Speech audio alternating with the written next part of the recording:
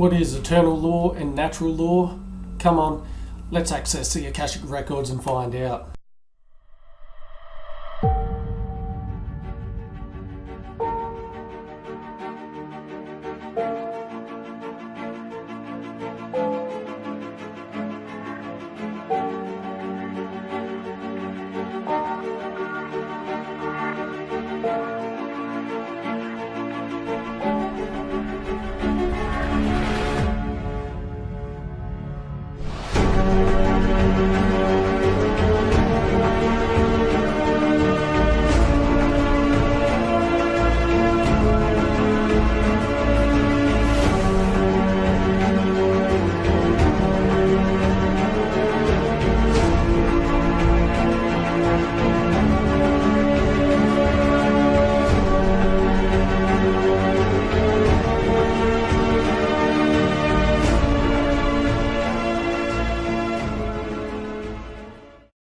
Welcome back to Accessing the Akashic Records.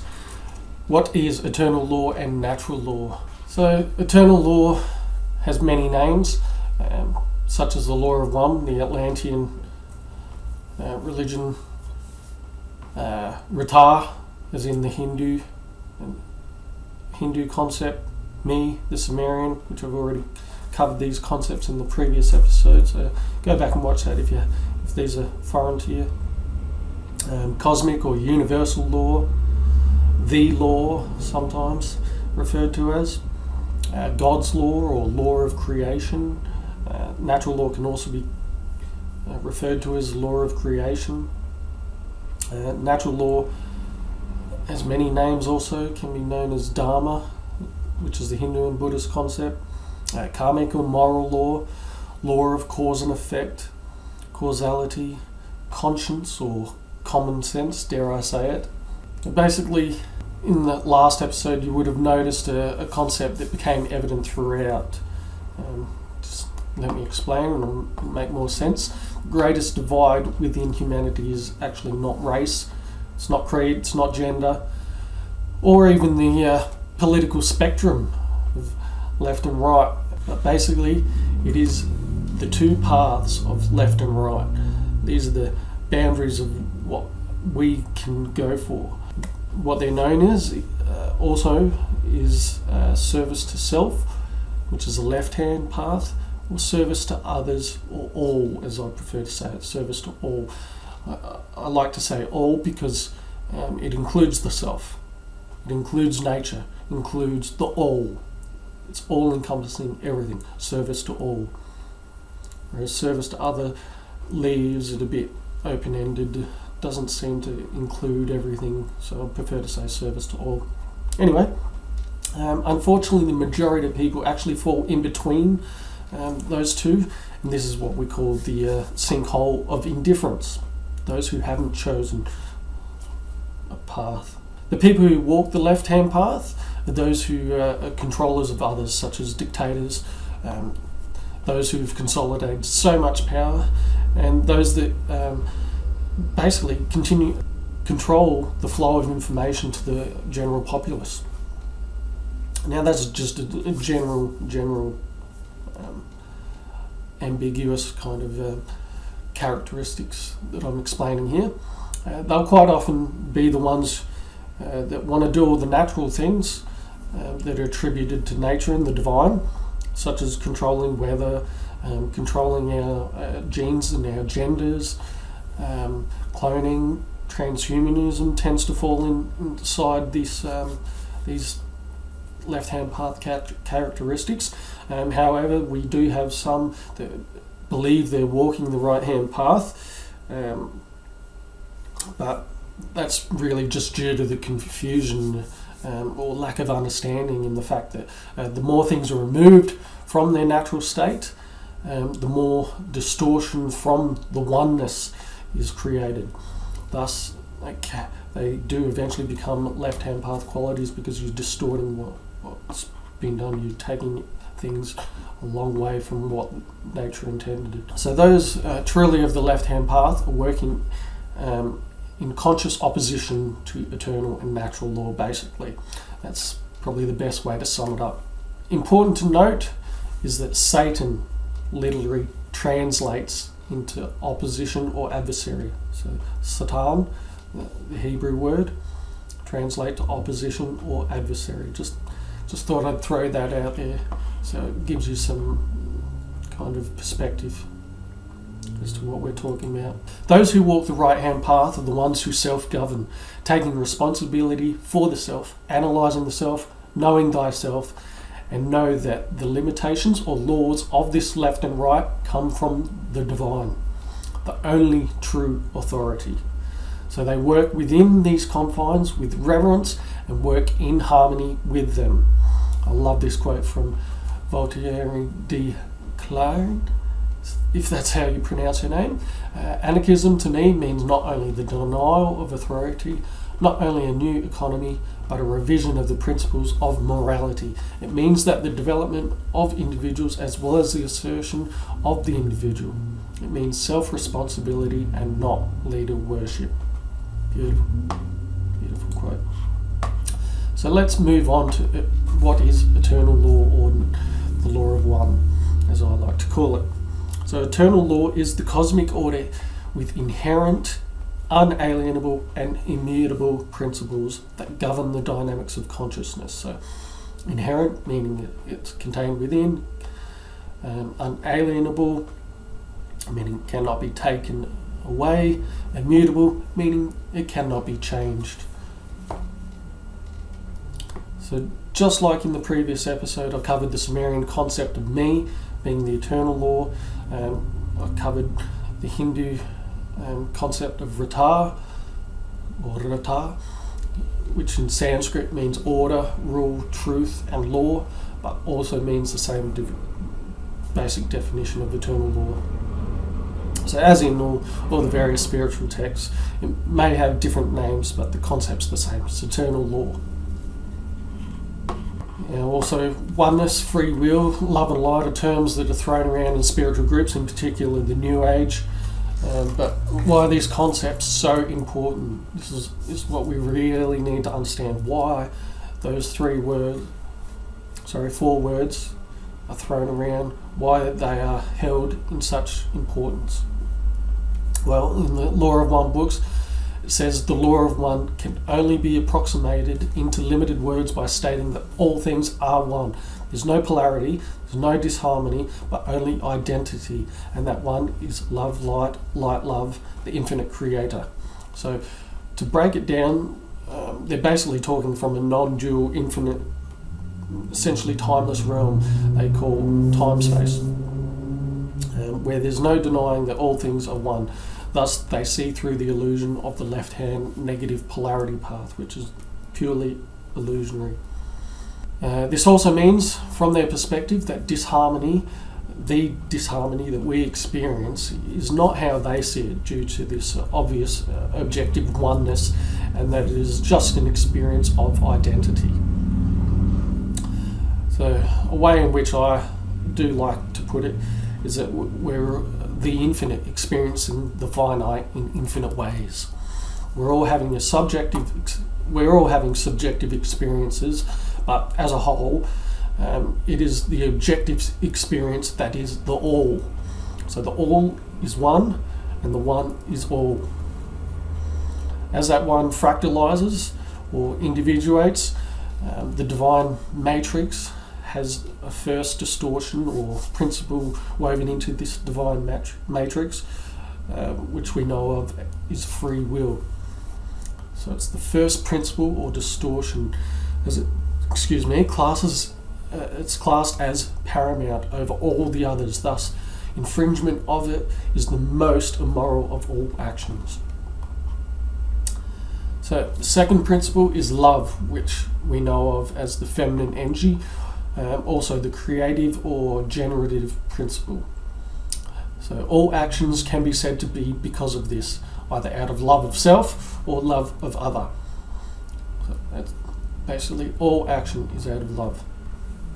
One of those two, the left-hand path, the right-hand path. Love of self, love of others, or love of the all. Basically it's metaphysical gravity, it's the motivator, it's the attractor. Third is light, which we know is the masculine energy. That gives the illusion of form in this dimension. Light or photons is what we know all things to be made up of. And love and light are said to be inseparable, or as in the Larsonian physics model, they're reciprocal systems. This leads us to the Hermetic principles, as those last two principles can be seen as the first manifestation of the principle called gender. But however, I digress here, because the first Hermetic principle of Mentalism can actually be seen as the law of one, as it states, the all is mind, the universe is mental. So essentially it's the law of one.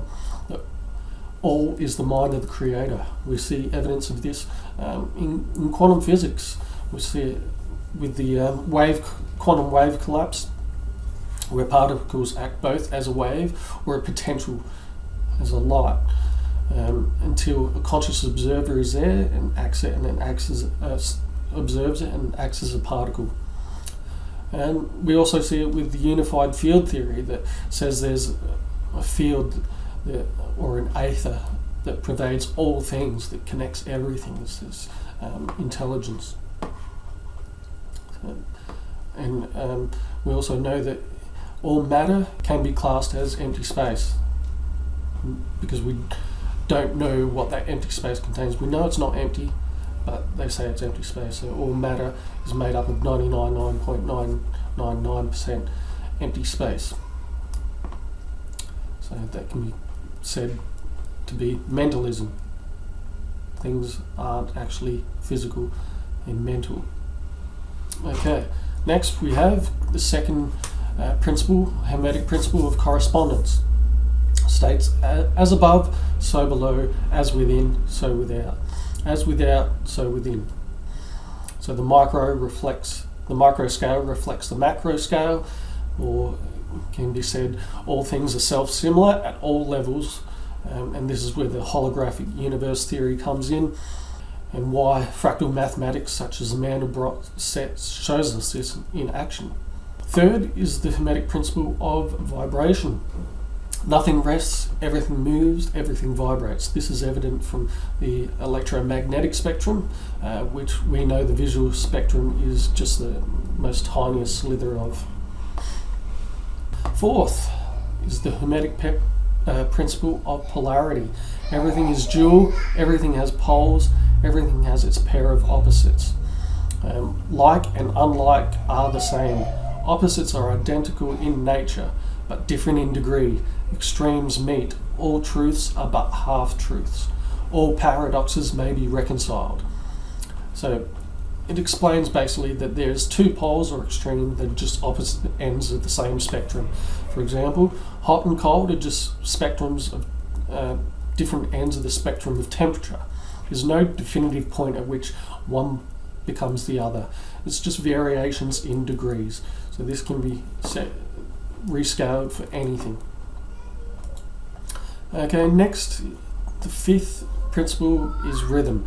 Everything flows out and in. Everything has its tides. All things rise and fall. The pendulum swing manifests in everything. The measure of the swing to the right is a measure of the swing to the left. Rhythm compensates. So between the poles of polarity, there is the ebb and flow or pendulum swing of rhythm. So we can, for example, we can go from a very happy high to a very low depressive state, just as temperature can go from high heat to a cool or very cold temperature. Next we have the sixth principle, which is cause and effect. Every cause has its effect, every effect has its cause, everything happens according to law. Chance is but a name for law not recognized. There are many planes of causation, but nothing escapes the law. And yes, that's talking about eternal law. This explains that everything is a result of a cause and can be explained. Next, gender. The seventh principle of gender. Gender is in everything. Everything has its masculine and feminine principles. Gender manifests on all planes. This basically explains that all things have qualities of gender, not just sex. So So for masculine, their qualities such as radiating, reaching, active, positive, and so forth. The feminine are basically receptive, negative, attractive, and so on. It can also be said for the right brain qualities and the left brain qualities. This is quite often referred to, your right brain feminine qualities of creative, compassionate, holistic thought processes, whereas the masculine is the left brain intellectual, logic, analytical, linear thought processes. Okay, let's crack on with natural law. It's basically, to explain it, is the participation of entities in eternal law, or law of one, or Rata, whatever you wish to call it, based on your biases. That's fine. So it's also governing principles that are a step down in the hierarchy from eternal law. So it comes down, basically, the reason being is that they apply differently to families or entities or levels of consciousness. For example, you have your minerals and rocks, your plants, your animals, and then you have your humans. Now, this is all due to their participation within the universe. Let me explain. For example, with minerals and the rock family, they're almost in a timeless state or experience. They don't participate greatly in their environment, thus are not subject to as much of eternal law as we are. So we can't say they experience free will the way we understand it, but they do have form, so light is responsible for that. They vibrate, so vibration governs that, which in turn means there's polarity, rhythm, gender. They all play a part, albeit very minute, within the rocks and mineral family. Now, humans on the opposite end of the spectrum, they obviously interact greatly with their environment, with the universe, and experience much more of the environment, obviously, and have intuitive and reasoning faculties. So this means the degree in which they participate in eternal law has a greater spectrum of natural law. For example, cause and effect. It's going to have much greater consequences depending on polarity and of the behaviour, or our cause in the creation. It depends on how the effect manifests. So that leads us to the Hindu concepts of dharma, and karma.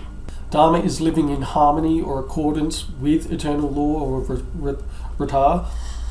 It is called the path of rightness, so it can be said as walking the right-hand path. Karma is the effect of behaviours, regardless of polarity or path is walked. Thus, it is impartial. Another concept that is important to note, as it is inseparable from Rata, Dharma and Karma, is Rana, which means debt in Sanskrit, but in the religious concept can be seen as veneration or gratitude for the cosmic laws or for Rata. For example, serving others above the self, as your parents when they require it, or taking part in creation, which can be done through many various means such as art, procreation, education, teaching, so on and so forth. So now we've covered eternal law, law of one, or Rata, natural law, and Dharma. Let's discuss the morality and the objective side of it, as it is essential to understand in order to live in harmony with eternal law, because it is inbuilt within natural law. Now, when I say objective morality, that does not mean that subjective morality can't also exist, because I've had this discussion many times where people refuse to believe that morality is objective and that it can have the same qualities for all. So please let me explain. Now here you can see on this we have right and wrong, correct, incorrect, moral and immoral. Basically, behaviours that are based in truth do not result in harm to sentient beings, thus are in accordance with eternal law and natural law. I'll say it again in another way. A right will not result in harm to another sentient being. This is objective as it is universal truth, and it is immutable. It will never change. I mean, if you're telling the truth and a person's feelings may get hurt, if they're letting their ego get in the way, but that would mean that they did something wrong, or maybe holding on to a false ideal, and so therefore the right already exists to say that truth. So as I like to say, if the truth has the power to destroy, then it should. So the right or truth is already there, and to lie for the sake of not hurting someone's feeling is basically just ego-based action that is immoral, because it's not based in truth. But anyway, that's getting off topic, so I digress. But it will make more sense as we go on. Now, the opposite or wrong actions that are immoral or incorrect result in harm to other sentient beings. Rights are equal for each and every human. Nobody has more rights than another. And when they do, that is actually false. It's a wrong, it's immoral, and it is absolutely not in harmony in accordance with eternal and natural law. This is objective moral truth. So I'll say it again, because so many are either confused by the simplicity or struggle to understand it altogether because they have a preconceived notion clouding their judgment. Or they just like to add layers of philosophical variations to muddy the waters, when they should be stripping it back to the basics where it's objective. So I'll say it again, rights are equal for each and every human. Nobody has more rights than another, ever. And when they do, that is actually false, a wrong, a moral, not in harmony with eternal and natural law. So obviously we have free will, which is paramount to all other eternal law principles, which means there's so many right behaviours that we can do. It can be hard to further define what a right is. We can only say it is the negative definition of a wrong. When we say right actions or behaviours don't result in harm to other sentient beings, that means we can deduce what are not right actions by defining wrong actions. So this is called apotheosis, which is affirmation through negation, or definition by saying what something is not, basically. So that begs the question, can we truly know right without wrong, positive without negative, light without dark? That's the ultimate philosophical question for us in this incarnation, and why it's basically known as the density of choice.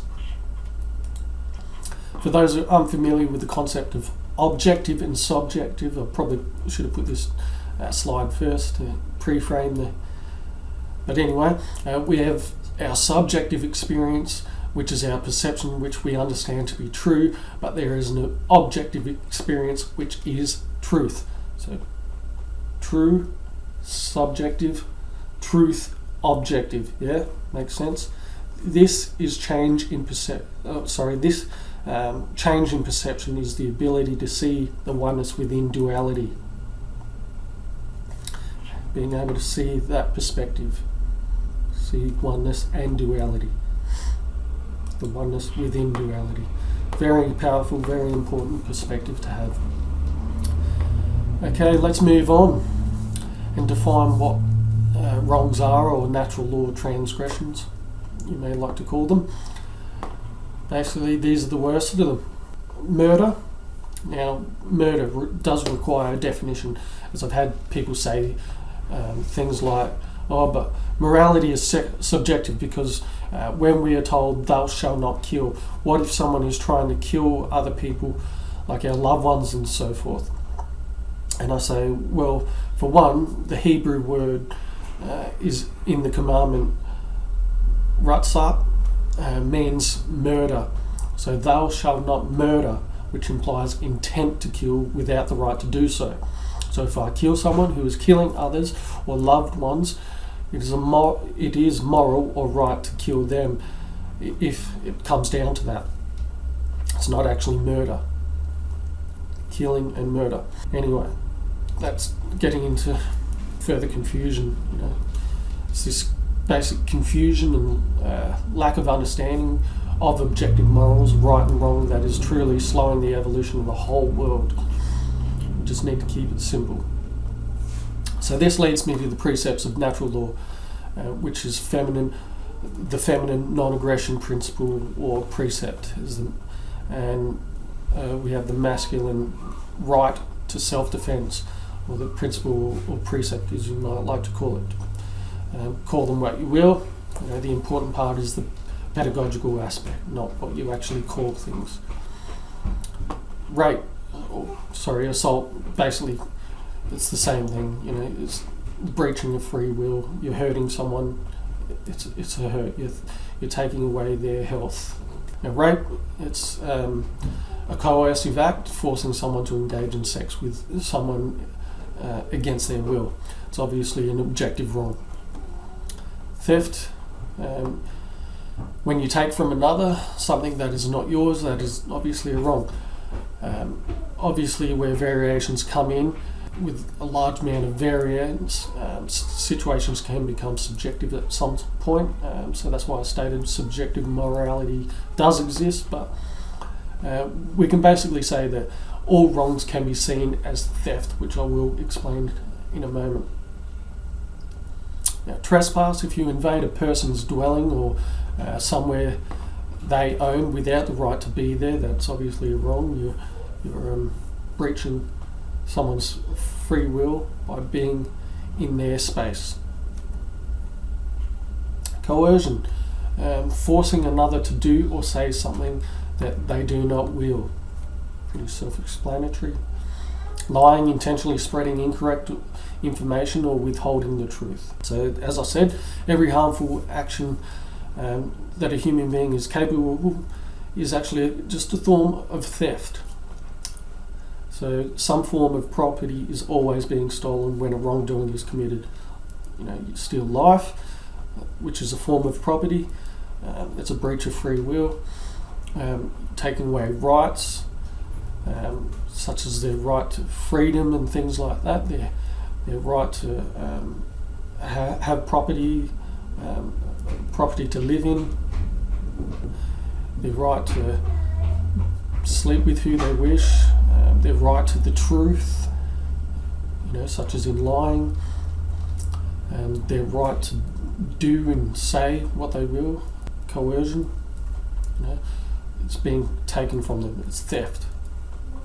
So all wrongdoings can be seen as some form of theft of property. Basically, it's an easy way of looking at it.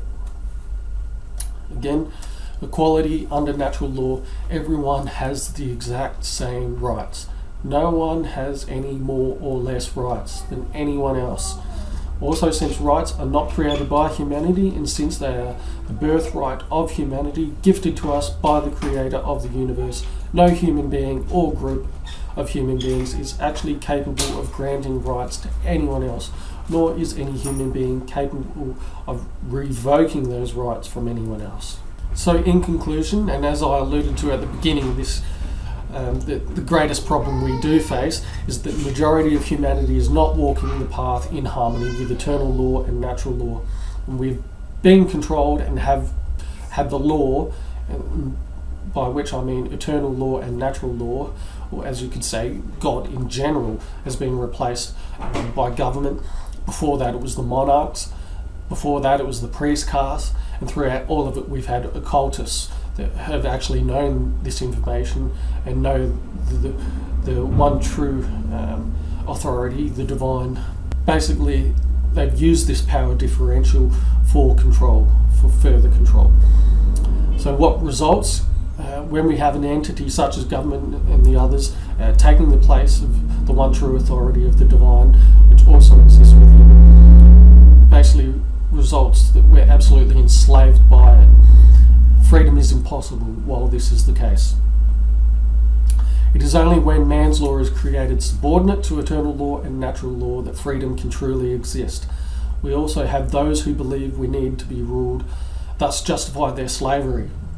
And those who oppose that and believe all are equal, governance is possible, and the only true authority is the divine and its laws. So basically that is the philosophy of anarchy, which I will discuss in the next episode. I'll leave you with this wonderful quote from Martin Luther King. A just law is a man-made code that squares with the moral law or the law of God. An unjust law is a code that is out of harmony with moral law.